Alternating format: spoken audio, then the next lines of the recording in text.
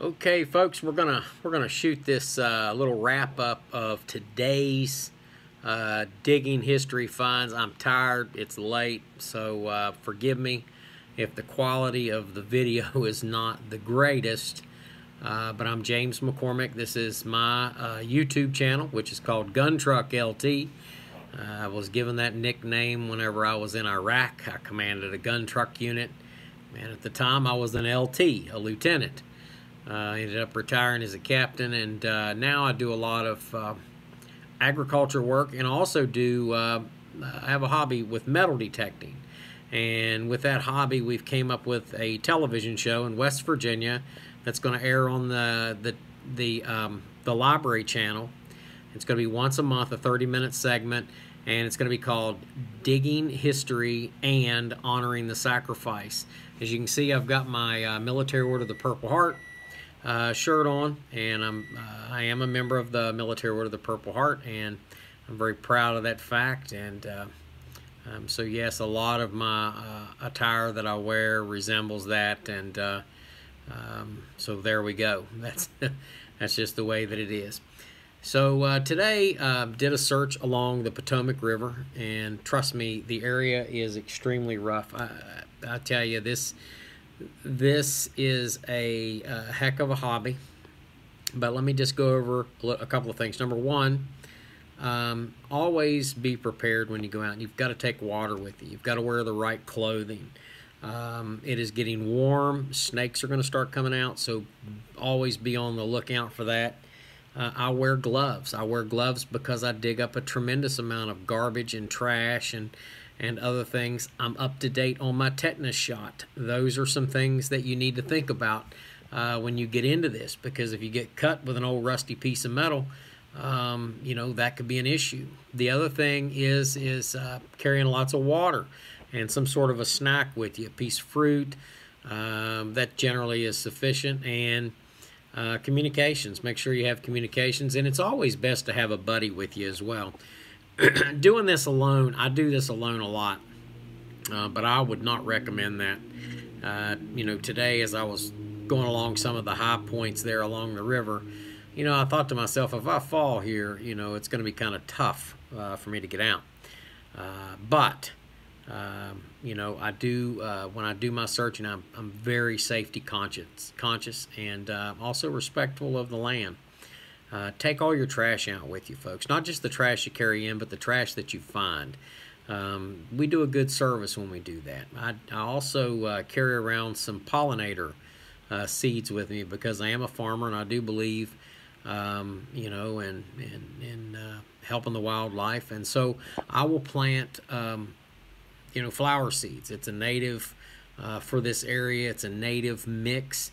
And so if I dig and I find something, then, you know, I've got a bag full of seeds, and I sprinkle some seeds out there. And hey, it's just a wonderful thing for you to do, especially if you're out in the middle of the woods or along the riverway and riverbank and stuff, because that helps.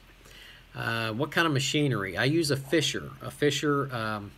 So Fisher is in Texas, and it's an American-made metal detector. It's a great metal detector. I use an F75. It's a little bit of a price. You know, it's a little pricey for some folks, but it's definitely worth the money. And you'll see just in what I have found today, one day, some remarkable finds that I have found. And then I also have a pinpointer, which is a small handheld device that you can pinpoint and be able to find these artifacts. They get lost in the dirt sometimes, and I can tell you that, especially when you see some of the smaller buttons and stuff, it's not hard for those to get out of hand. So a pinpointer is great. A backpack.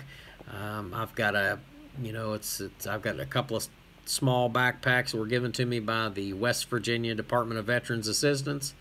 My good friend Dennis Davis, who's the secretary there, and the deputy secretary Billy Wayne Bailey, great guys. You know, they give them out for free. But always take a backpack with you, and in there put your water. You know, put your tools, put your equipment, Makes it a lot easier. And then always carry around some paper towel or some kind of a packing material, because some of these buttons and things that you find are a little bit fragile. So let's get to what I found today. Okay, so let's start off with the obvious. I found this, it's a pair of scissors, obviously. I'm not sure if it is period, but possibly this is a pair of scissors that was used to maybe cut hair with. And then you'll see here there's lots of little pieces of lead, and you get this, you get this Spalding effect whenever the bullets hit. That one's kind of interesting. It may have been carved on, I'm not sure. And this one I found interesting because it looked like a bullet that was just basically cut in half.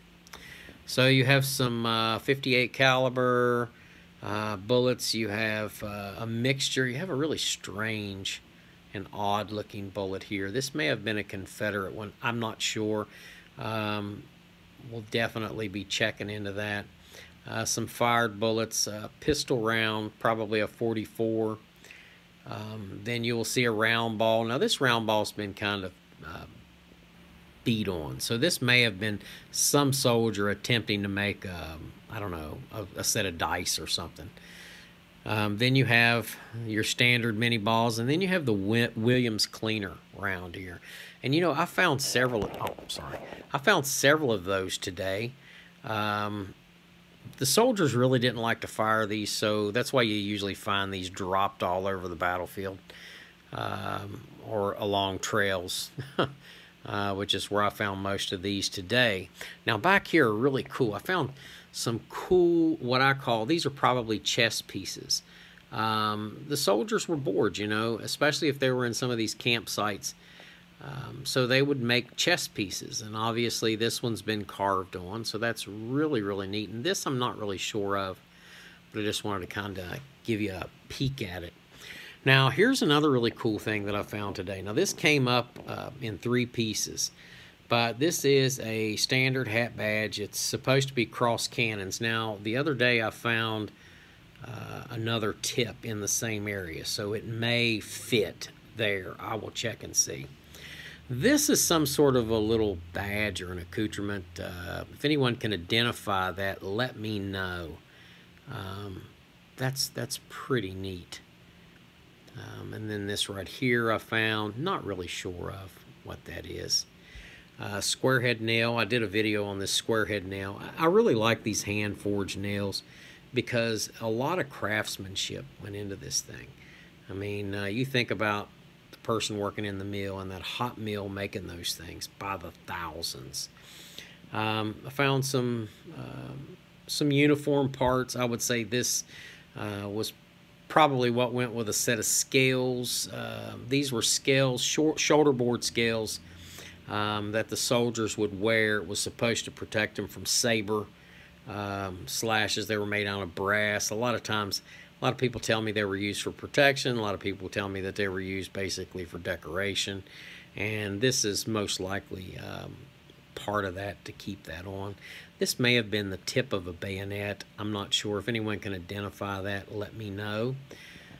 Moving on to the buttons. I found some really nice buttons today. So I found, 7 general service buttons. 3 large buttons. This one in particular really came out nice. And if you look on the back, what was really cool, if you can see that gold spot right there, that is the original color of that button. So over all these years, that has managed to be salvaged. A J hook. Now these J hooks, I'll tell you, I found a bunch of these, and I thought, well, these are tips of J hooks. Maybe they are.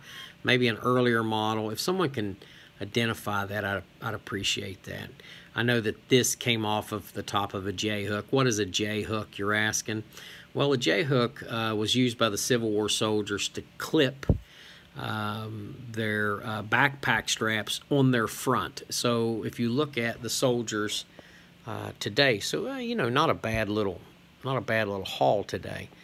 But if you look at the soldiers today, we have a clip that clips in the center of your chest, and that's to keep that backpack from bouncing around. Well, they started that a long time ago.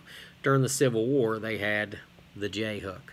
And to find one of these intact like this is very, very difficult to do. So I'm really proud of that. I think that's a wonderful find today.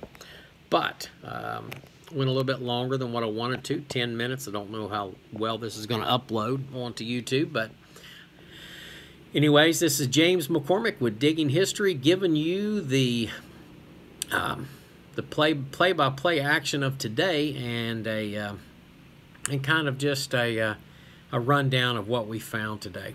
I'll be back tomorrow. I'll be out tomorrow. Probably get about 4 to 6 hours of time in hunting tomorrow, and then hopefully we'll find some buckles and breastplates and all of that really cool stuff. Anyways, thanks a lot for watching, folks.